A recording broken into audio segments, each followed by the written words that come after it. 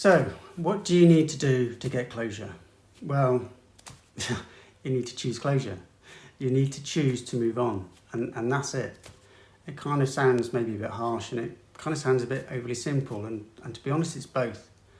The only one that can give you closure is you. And if you stay in the story of they did this or they said that, then that's only going to hold you in the drama of the event. This is effectively choosing to reside in the mindset of victim because it validates your status of being wronged or betrayed. Now, people often stay in their stories because their situation has become what they know. It's become part of their identity of someone who's been wronged. So staying in a story becomes their excuse for inaction. It becomes their excuse for not moving on with their life. So then, and in reality, the need for closure is effectively deciding after the event what someone else needs to do or say in order to let things go. But even if you were to get that, you still at that point need to choose closure.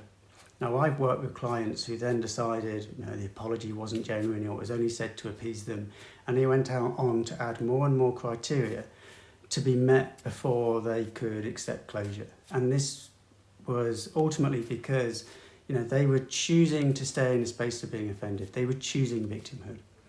Now, until you can accept that closure cannot come from someone else admitting or realising something that you feel fits what you need, simply because their needs and their truth and their story are going to be different from yours, then you'll never find closure. Now, you cannot solve the problem from the same level of thinking that caused it.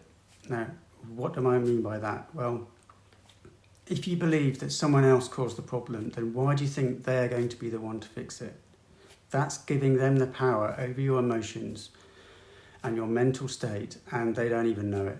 It's inviting them to reside in your thoughts without them doing anything. That's expecting the person who you feel broke you to come around and fix you, and it's just simply not going to happen. Once you accept that your reaction and the emotions that you're experiencing as a result of that reaction are what need to change, then it'll be easier to step out of your story, to fix your mindset towards it. Because if you get stuck in the same mindset, then that's where you stay, making excuses, reliving the story and choosing to be a victim of the event. The only way to move on is to let go of the need or expectation for anyone else to do anything. You have to accept what it is and own it. Now, I'm not saying that you have to accept responsibility for or condone what happened. That's you owning your life from this point onwards. It's owning how you'll allow it to impact you from this point onwards and choose to move on. It's choosing closure. The only one that can give you closure is you.